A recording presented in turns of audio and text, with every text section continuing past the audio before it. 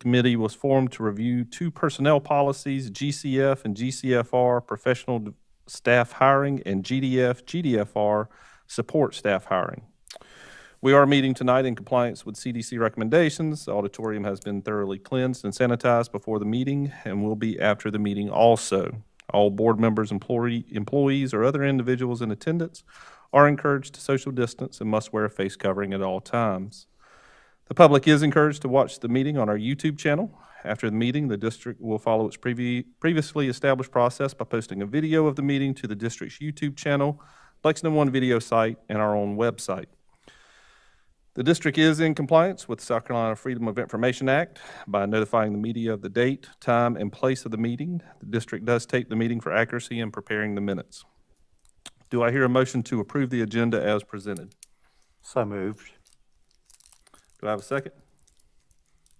Second. Any discussion? All in favor? Aye. Any opposed? Motion is unanimous, and we are moving on. So, thank you all for being here. I kind of thought it was a little bit important that we try to get together before spring break so we can, kind of go over any homework assignments, whatever we need to do over the course of the next couple weeks so that we can begin to formulate and ultimately bring forth this to the board in its entirety for vote at a later date. Obviously, we do not have a time frame in mind on that, but since this is a new process for this board and the fact that we have not done an ad hoc committee, I thought it would be important for us to just review for just a quick minute the guidelines provided for us through board policy. And so if you look to your handouts I had given you, we'll kind of start with just a couple here. First one being policy BDB, policy drafting, essentially stating that policy proposal so initiated will be referred to superintendent for detailed study prior to board discussion of the proposal. Since this policy came to the board at a prior meeting and then was referred to committee, this is following policy BDB in that it was brought from the staff of Lexington One. Any questions or concerns regarding that? All right, and then as we look at the next, we have policy BDE, and so this is essentially at the point at which the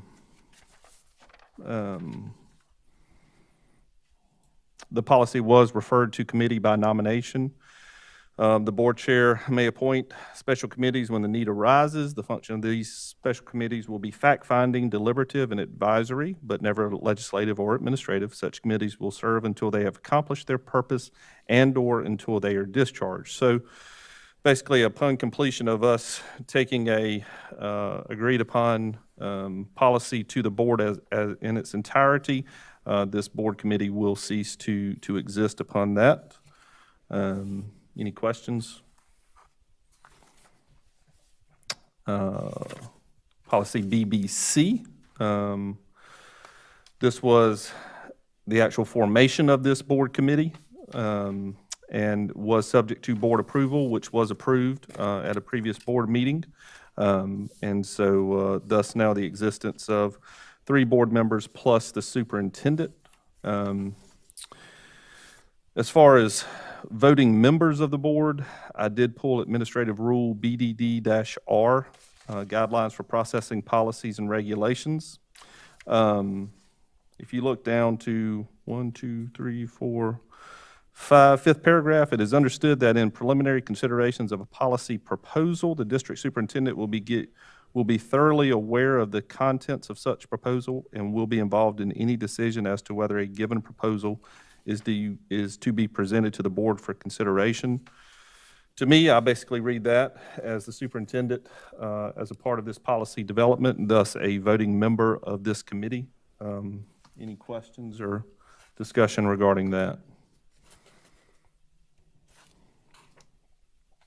Okay.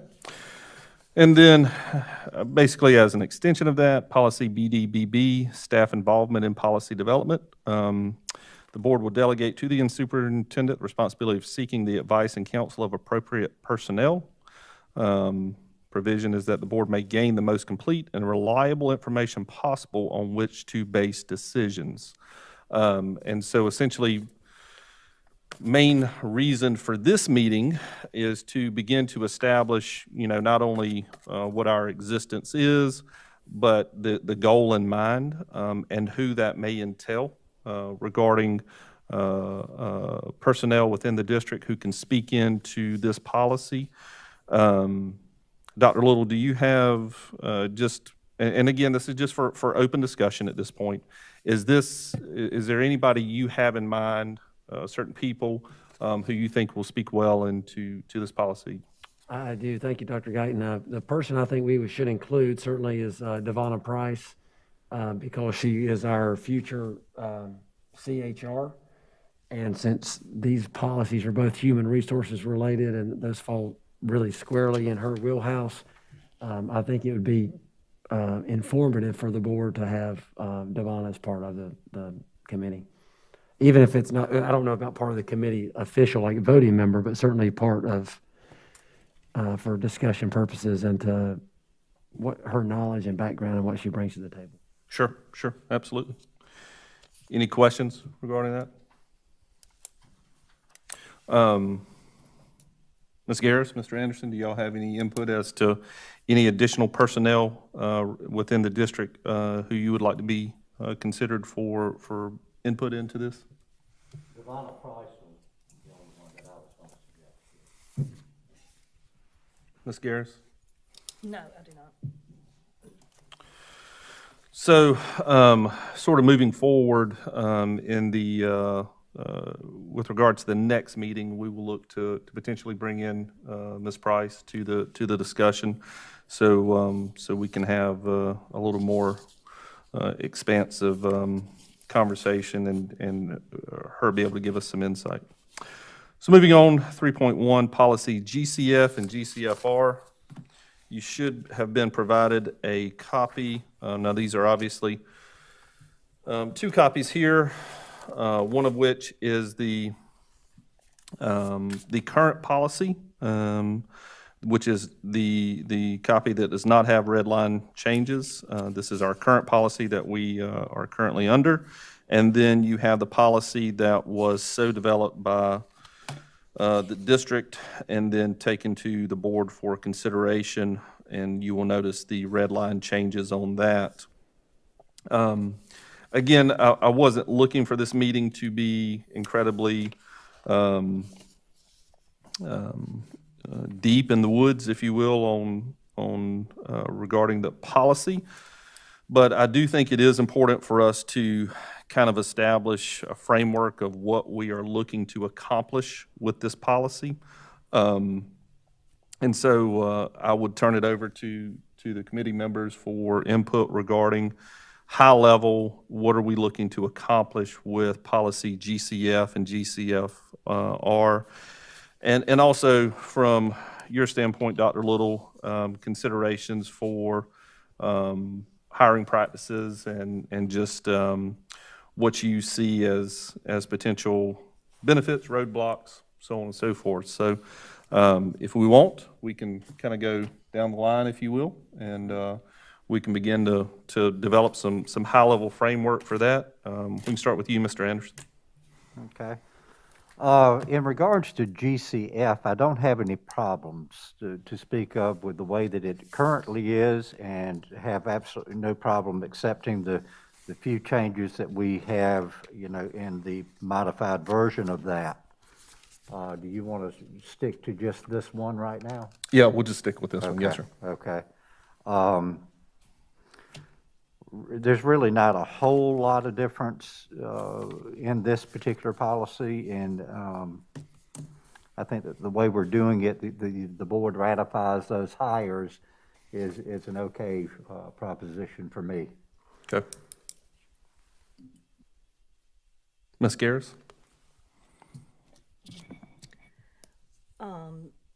Probably about 4 paragraphs down on that first page. I know we had talked about this during the original board meeting, where it says the chief human resources officer or his or her designee will write and publish. Which, are you talking the red line changes or the original?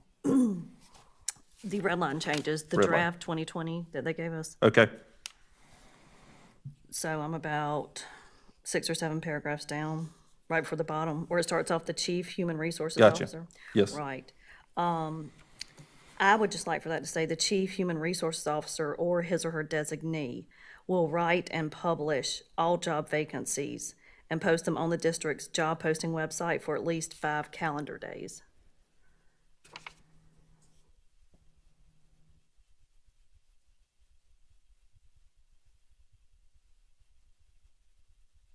And then take that last sentence out in that last paragraph where it says the superintendent or his or her designee may determine whether advertising the vacancy is necessary or whether the position may be filled through some other means.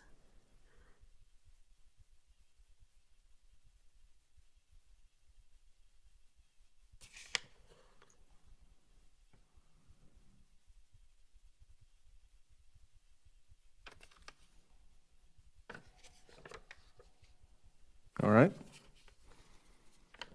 Any additional? No, that's it for GCF. Okay. Dr. Little? So I would just, I certainly appreciate the feedback from both board members. And this is one of the things I'd like for Devonna to speak to the next time the next time we come together, is to talk about the real impact of what it means to post every position with no flexibility. I think that's really the thing to dig into on that first policy, because there's a real ramification of what that looks like for our schools. It's what it looks like at the central office level as well. But and especially when we get into hiring season, where it gets to when you've perhaps we just interviewed a group of candidates for a teaching position, and then you have another opening, and the time constraints associated with the hiring season and trying to we're competing against other school districts and those kinds of things, and then to what those delays in time could mean for schools. How for would you any number of quantify the positions. hiring season? When you say, what are the typical months for? Well, I would say the hiring season really begins I think you could maybe make an argument that we're maybe hiring 12 months out of the year, but especially now during the teacher shortage. I think as we approach the new year, January, I would argue, is probably the initial stages of that. That's when we do our first big recruitment fair is in January. It's when we do, sometimes even a little bit in December, but as we approach January, that's where it starts kicking up. And certainly as we approach May and June, April, May, and June, that's when not only are we approaching the heat of the summer, that's also the heat of our hiring season. And that hiring season will last sometimes up until August, depending, again, Devonna can speak to that maybe even better than I can, but traditionally, we'll hire really June and July are really heavy months. And then August, so it looks think of that like a wave, where you see kind of January, then it peaks, and then it starts coming back down in August, and then we start the whole process all over again. So hiring season, when we get down to that, and we're competing against other school districts for a limited number of people, there would be something there. I'd also think about how does this policy then influence our transfer policy, is a question I think that I would encourage this committee to think about. Because if every opening has to be open, does it still allow us to transfer And then again, I would say the flexibility angle is when you see the word generally, I mean, I would say generally we do advertise job vacancies, but there are also some exceptions to that in an organization this large. And do we want to provide a kind of flexibility to an organization this large when you're dealing with different types of issues, whether it be, I mean, just to give a brief example, Lexington High School a couple years ago went through a hiring process, hired an assistant principal, then they had then I had another assistant principal who retired. Then they just took the group that they just did, and then they made another recommendation. I think Magdalen Middle School, that happened to a couple years ago as well. So again, generally, I think is a term that captures our standard operating procedure. And I would also remind the board, not that you need my reminder, but that the board openly votes on that and certainly is able to ask questions associated with that process. But again, Devonna can really speak to that in greater detail, but I would encourage the group to think about some of those questions about that level of flexibility or not. And I apologize for my voice.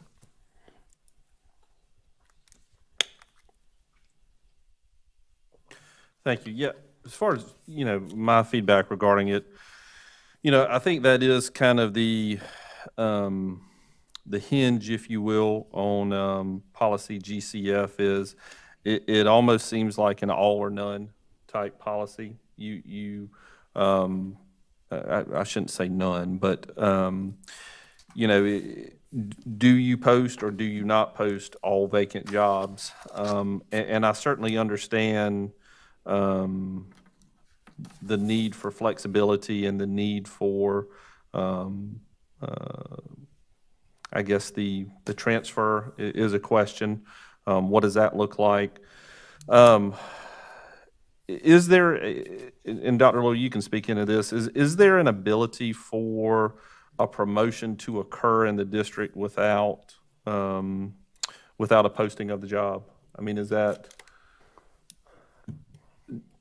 I would say that's not our typical process for sure. But again, I would tell you that when you have 4,000 employees, does that happen at some point? Maybe, like if you're creating a new position, if there's I don't know, maybe there's an emergency where maybe an assistant principal, principal, something happens to the principal, and then the AP is the next logical person. You might move them in if there was some type of issue there as well. Again, I think the question is over 4,000 people, we probably could come up with a number of scenarios where that could happen, but that's not our typical. It's not our typical process. Sure.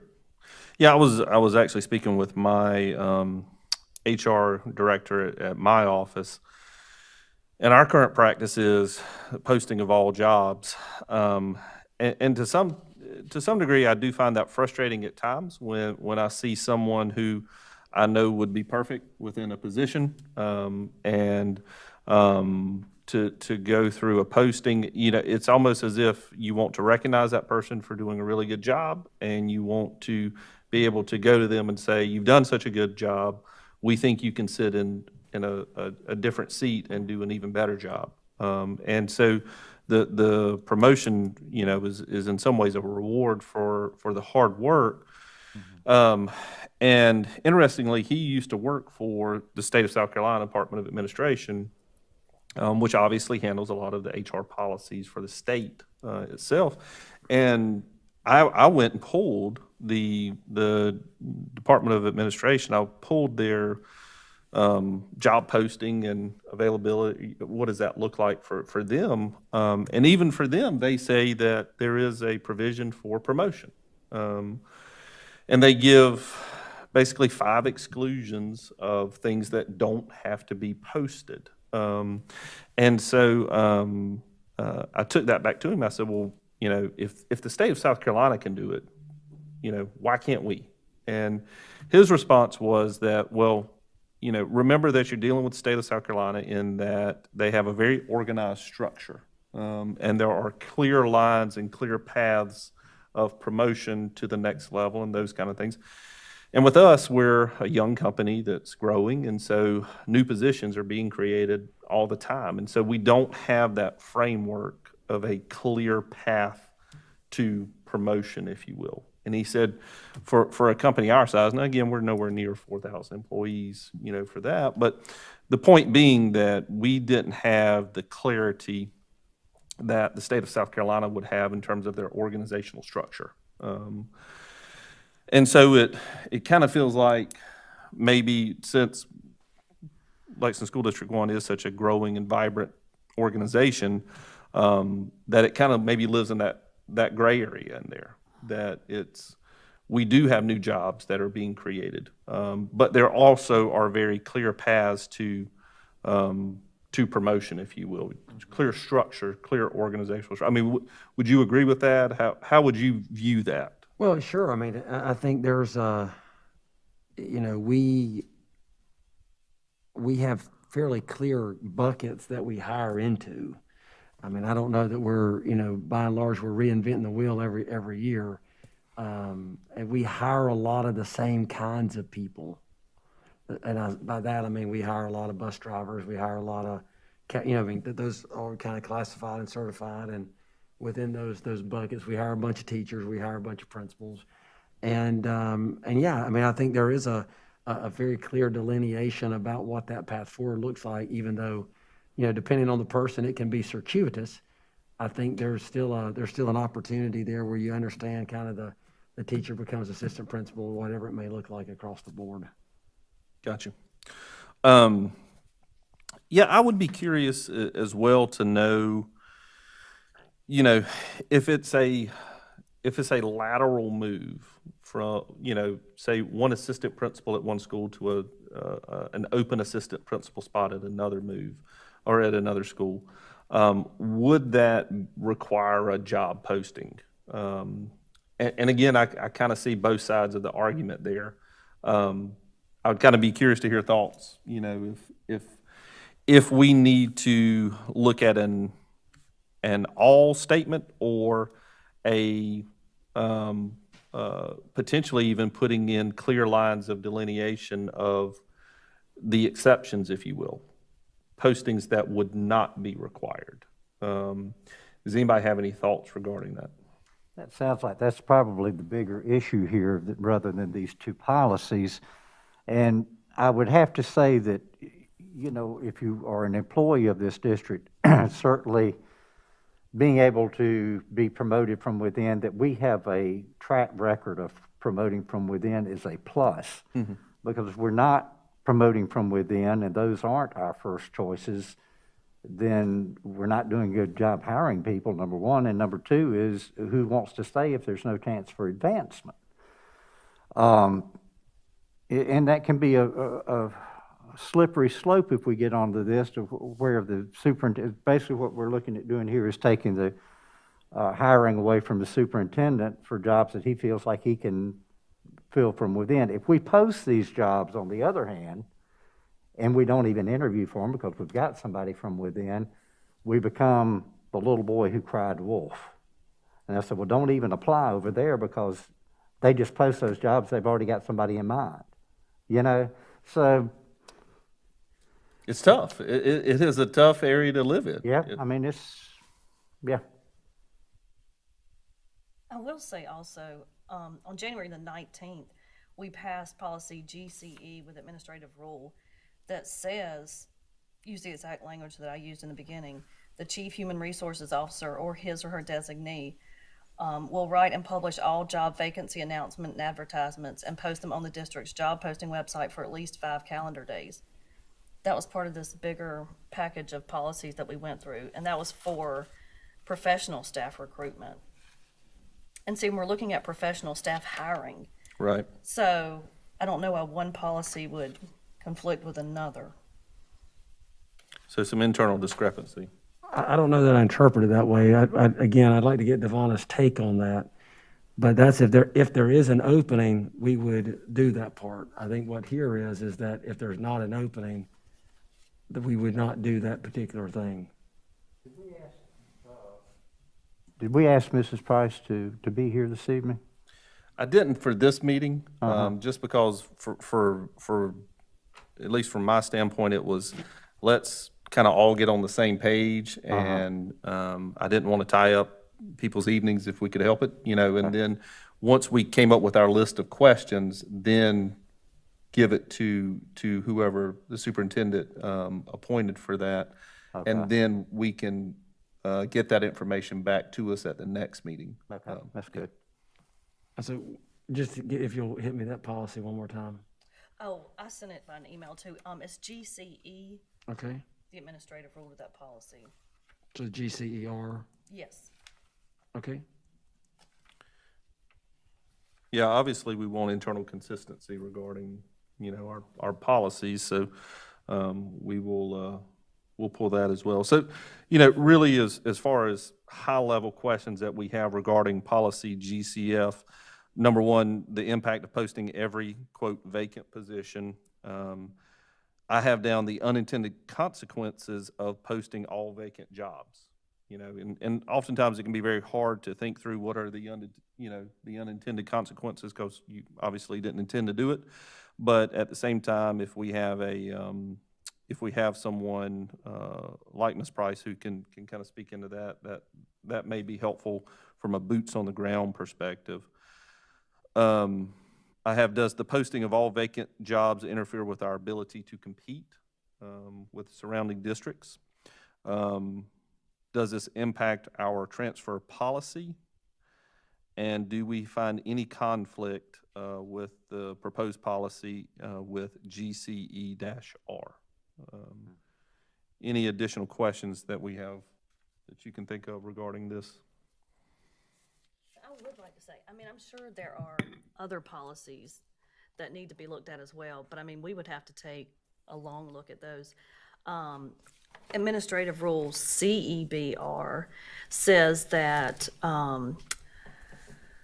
let's see here.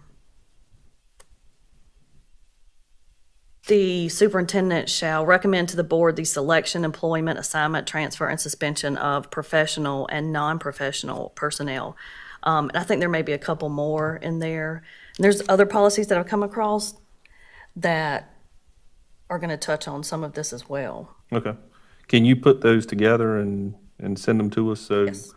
And I assume, Dr. Lowell, that you would like that to go to Ms. Price Yes, for yes, absolutely. further clarity? Yeah. Okay. We'll give her some homework. Okay. And obviously, I agree with you, Mr. Anderson. We do obviously want the appearance and the practice and the absolute that you can come here and work, and that you can have clear lines of promotion, and that it's not a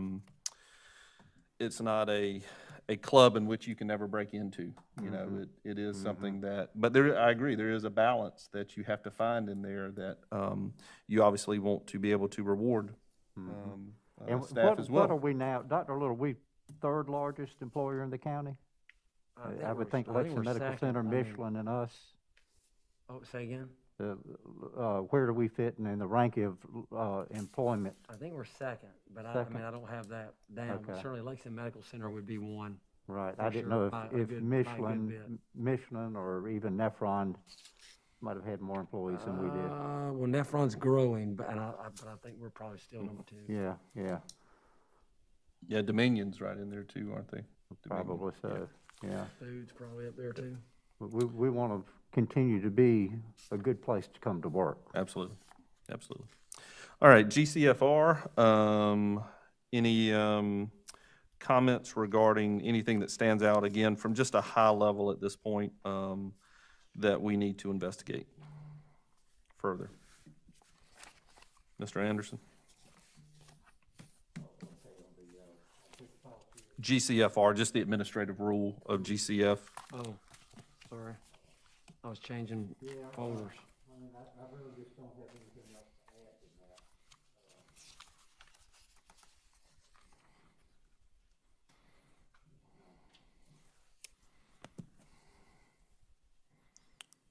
Ms. Garris? No, I don't have anything to add to the administrative rule. Dr. Little? I don't.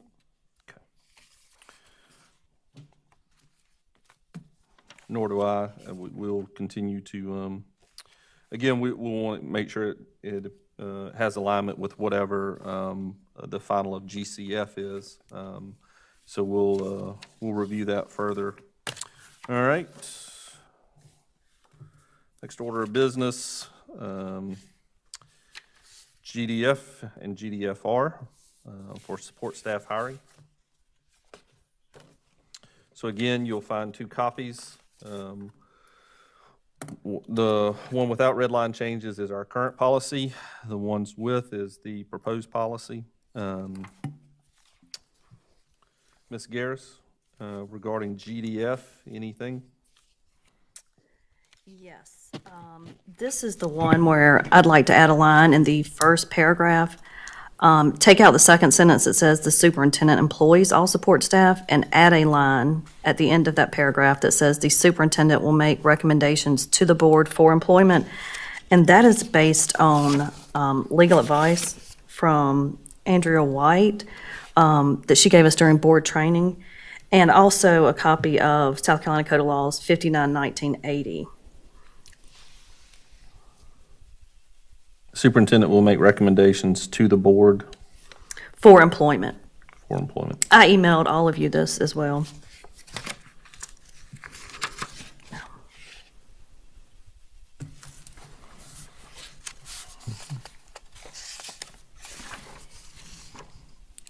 Dr. Little?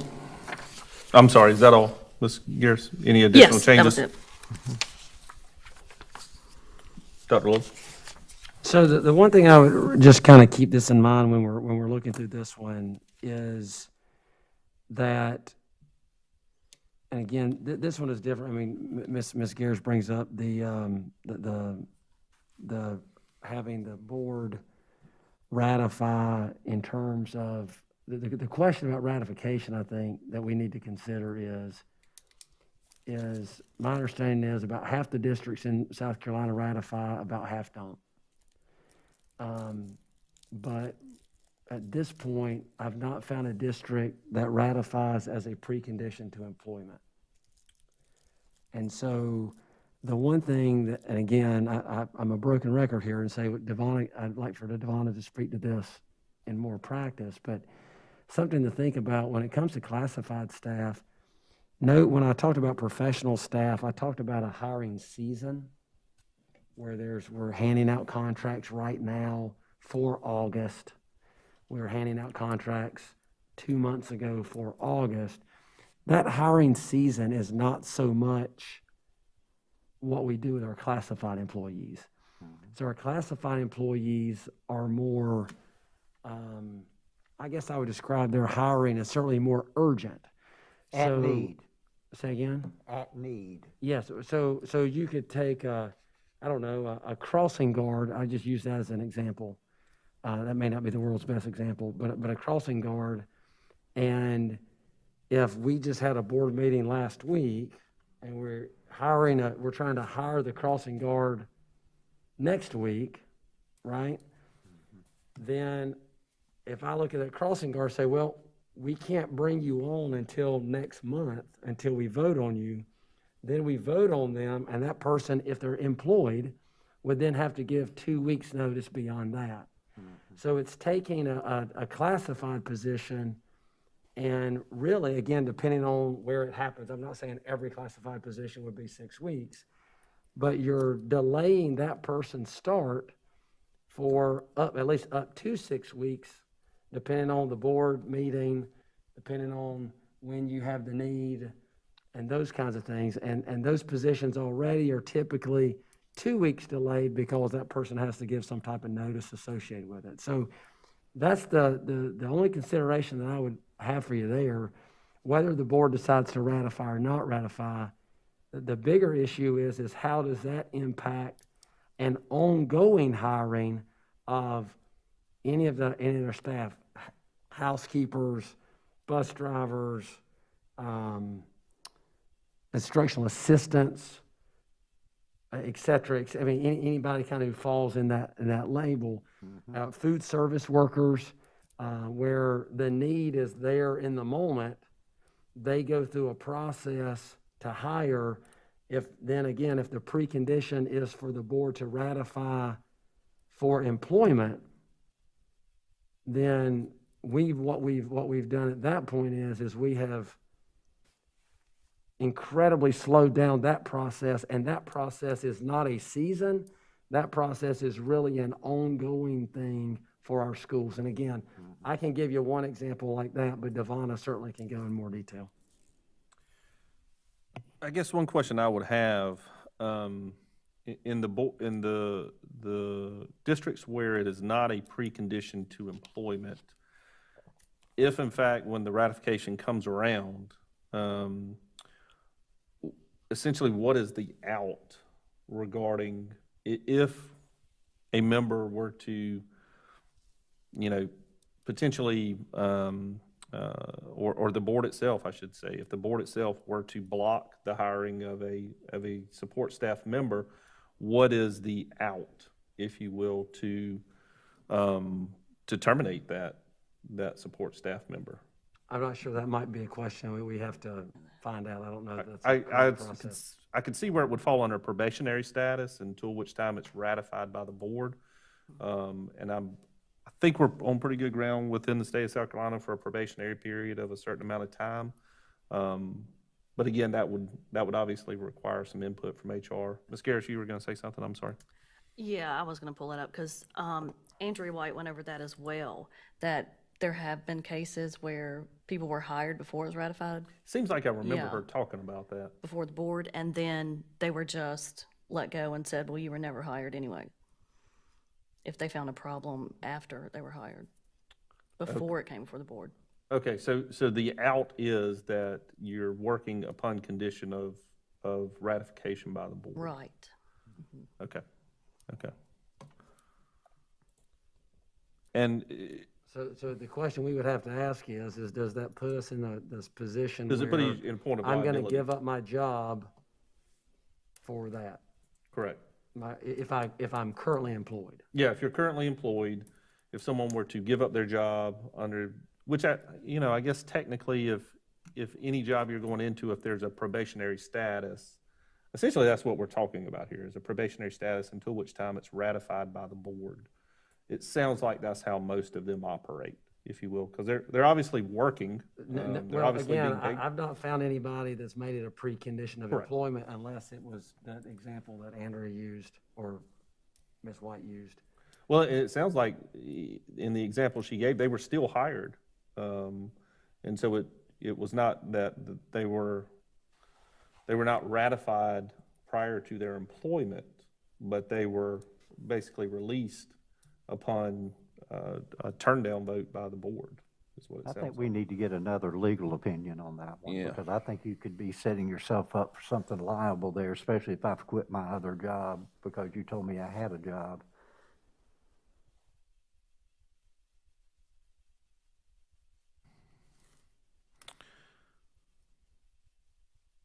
Mr. Anders, or, I'm sorry, or Dr. Little, is that all you had regarding? Again, that's the only thing that I have is I'd like for the group to consider that there is no hiring season when it comes to classified folks, that we're hiring those folks all year long. I mean, we may hire more of them in one particular time, but that's a consistent, ongoing basis. Right. Mr. Anderson? Well, with GCF, I don't have the problems that I do with GDF. And GDF, like Dr. Little had said, hiring support staff is an entirely different beast than hiring professionals, administrators and teachers and what have you. Just based on what he said, we're hiring at need. We need you tomorrow, and if this person has to wait for the next board meeting to know whether or not they've been hired or not, I see where that could be a deterrent. And it could also lead to people not applying here. And I'll tell you right now, we're having problems getting housekeepers and food service and bus drivers and subs.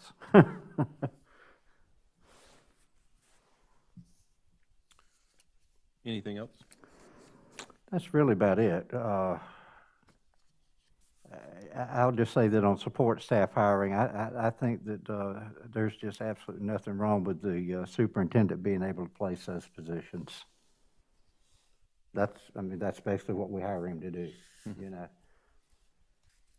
Yeah, I do recall reading the state law regarding this, and it is ambiguous at best. You know, from what I can tell, if you read it one way, you can say, yeah, I could see where the board has to ratify all employment. If you read it another way, you could say, well, I could see where they don't. And I can't say we have exceptional clarity there, because if I'm not mistaken, it's under the heading of professional hiring or certified hires, but then it makes a statement of all employees, which leads you to believe district-wide. And so there does seem to be some inconsistency, or at least some questions we have regarding state law with this, and obviously, first and foremost, we want to be in compliance with that.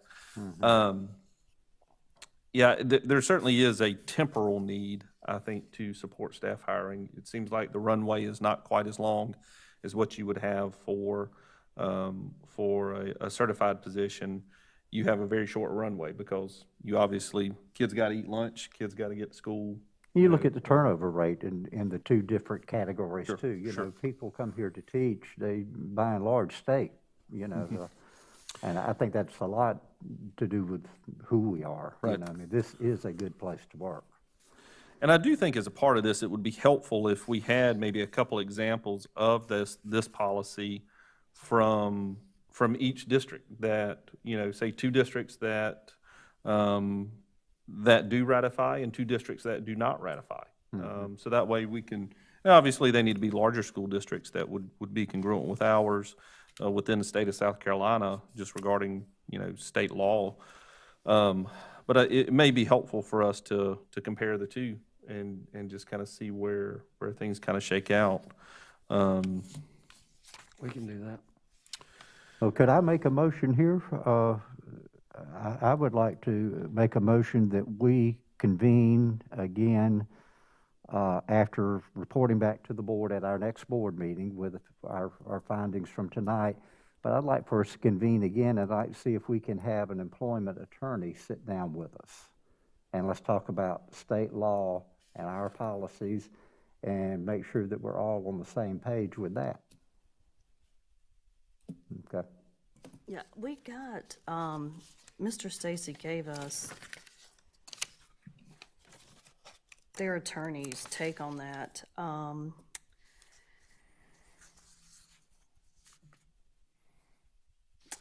He sent us thoughts from our attorney as to why it is important the board want to delegate this authority to the superintendent.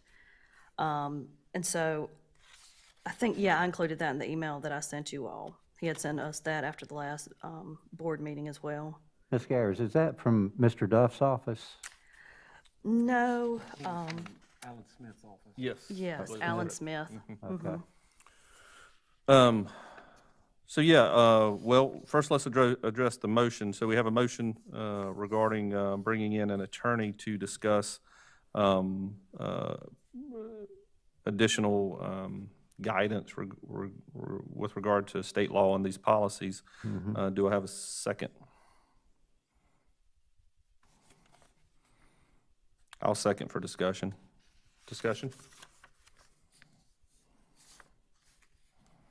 So do you, Mike, do you envision, I guess would it be sufficient for the School Boards Association to weigh in with this a little bit, or? You know, that would be fine. I think that would be okay, and from a cost standpoint, would be a lot better. Yeah. Yeah, they certainly won't have any billable hours, that's for sure. But I want to exercise caution in doing that too. Ms. Garris has made some valid points in the past, and I have to take note of those, in that you know, since I've been on the board, we've been codifying our policies to be more in line with School Board Association. And Mrs. Garris brings up a valid point. Well, who were they to set the standard? I think that's basically what the point she was trying to make when she brought that up.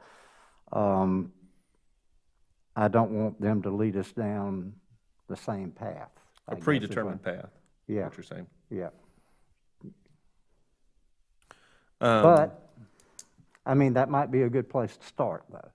Ms. And White? we'd have, at least have a better understanding, perhaps, of where we fall in line with their viewpoints on Sure. the policy. What about Ms. White? If we had, it seems like last time we just had more of a cursory overview than a true in-depth. So if we were to have Ms. White potentially, and I don't even know of her availability or how that would even work, but we could obviously ask the question. I was gonna say either her or Halligan, Mahoney, and Williams. Any thoughts regarding that? Yeah, I agree. Anytime we get the School Board Association take on something, that we should also get an independent attorney. So I personally, I was impressed by Ms. White that night that she came here. I think she gave good, solid advice. Okay. So maybe if we were to narrow down, and again, we're on no strict timeline with this. You know, this is something we want to give obviously thoughtful consideration to.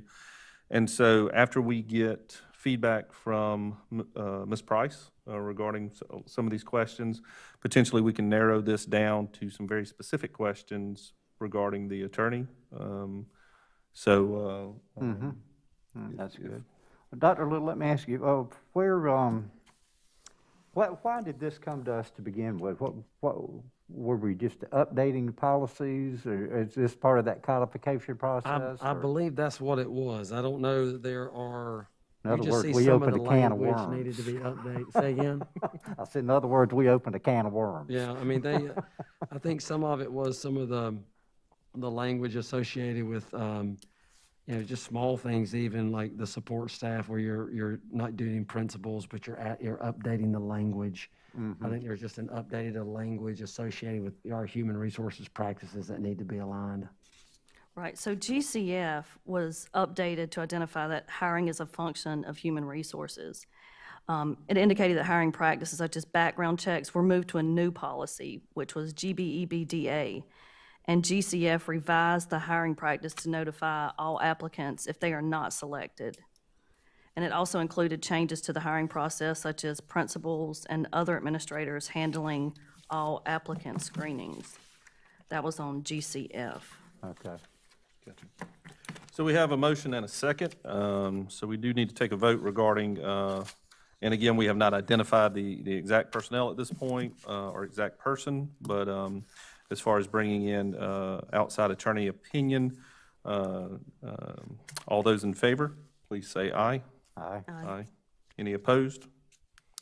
Motion carries. And so we will set a future date for that to occur.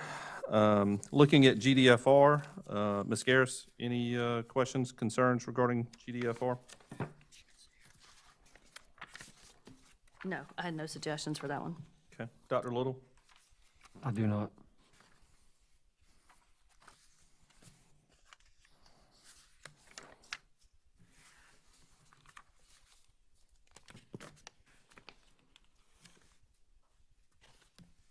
I'm sorry.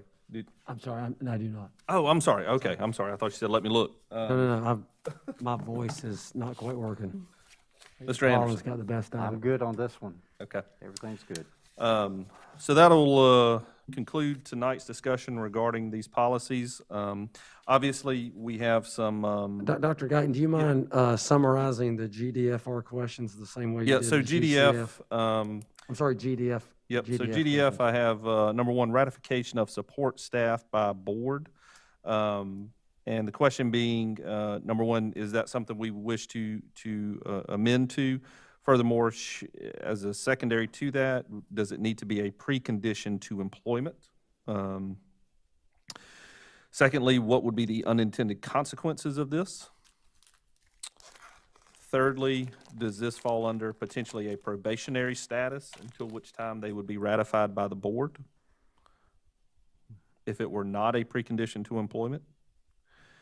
And from what Mr. Anderson was saying, the hiring at need and just the weight that poses on day-to-day operations. And so that very well may be a question for operations, regarding the very temporal need for support staff, and making sure that our policies do not conflict with our ability to do business, and to do it effectively. And so those were the main takeaways I had regarding policy GDF.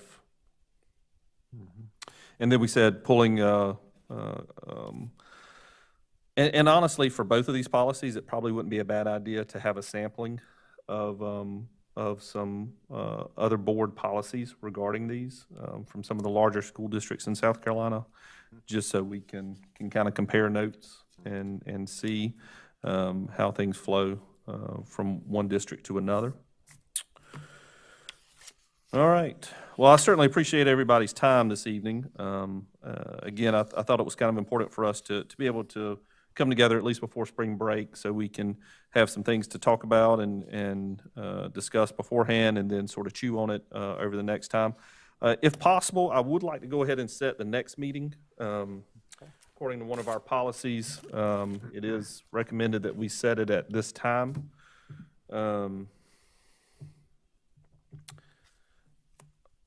Personally, my preference would be to do this during business hours, because I really don't want staff to have to stick around to pull this off. And so to have minimal impact, after speaking with everyone, it sounded like business hours, Monday through Friday, were fine with most everybody here. And so I would propose that we go into the week of the 5th through the 9th as spring break. Then we come back on the 12th through the 15th, and we have a board meeting on the 20th, correct? Right. So I would potentially propose that April 15th. It's not tax day, so you don't have to worry about getting your taxes done. If we were to look at a time. Aren't we going to present our findings from this meeting to the board and then meet? Honestly, there's no script to this. And so I think we don't have to have any conclusion before the next board meeting. Okay. I think it would likely be important for us to give an update to the board, just to give them some idea of where we're at regarding direction. But other than an update, I don't think we have to bring an official final at any given time. Okay. And so we can look at the 15th. We can even look forward to the next week on the day of the board meeting, on the 20th. No. No? Okay. So any objections to the 15th? You say you want that during the day? Possibly. Like 3 I o'clock, would, something I like think that? it would be better for everybody, for us to look at maybe a 3 o'clock time frame, if that's suitable to everyone. Or we can do earlier, or we can do later. If we could do earlier, that would be better for me. Yeah, earlier would be better. 11 a.m. or earlier? I'm just balancing this other schedule where I'm in different places. 1 o'clock, or when you say earlier, is like earlier in the afternoon okay? Can we do it at 1 o'clock? I've got anytime between 11:30 and 2, or 11 o'clock and 2, yeah. Can we say 1? Somewhere in there. Or I could do 12 or 12:30. I mean, just to get as much time in as possible. We today, what did we do tonight? An hour? Yeah, tonight was an hour, so Maybe 90 minutes? 12 to, do we want to say 12 to 1:30? 12 to 1:30, does that get you sufficient there? time? Okay, That works for me. 12 o'clock. Tracy, did you get that down? Okay. So we have next board meeting set for April 5th, or next committee meeting, I'm sorry, set for April 15th at 12 p.m. Do I have a motion to adjourn? Motion to adjourn, sir. A second? Second. Any opposed, or all in I'm favor? not used to voting. Am I actually voting? Yeah, you're voting. You're a voting I'm a member. voting member? I've never voted up here, so I approve, yes. Very Adjourn, good. let's adjourn.